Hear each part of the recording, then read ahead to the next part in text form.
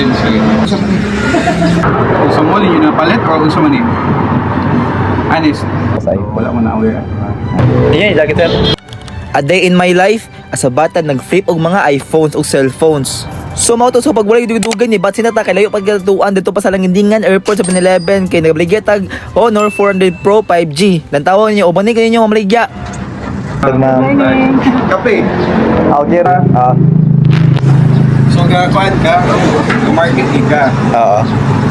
Buy and sell, ano? Oo. So lens. Wala. Okay.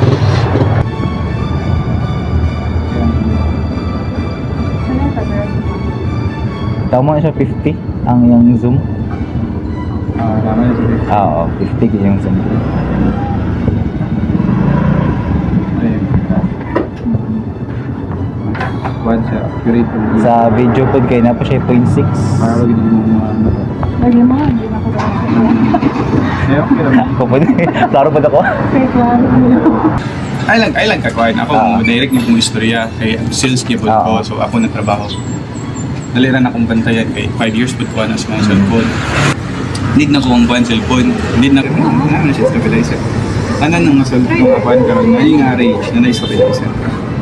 So kay wala di issue ha. Wala lagi. Oo, pwede ra po nang mag quarantine goro.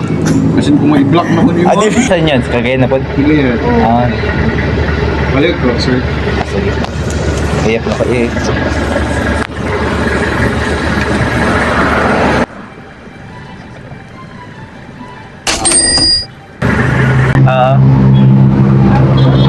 So mauro to, pato, patutuya mo ka no, gutom na kayo, bye-bye.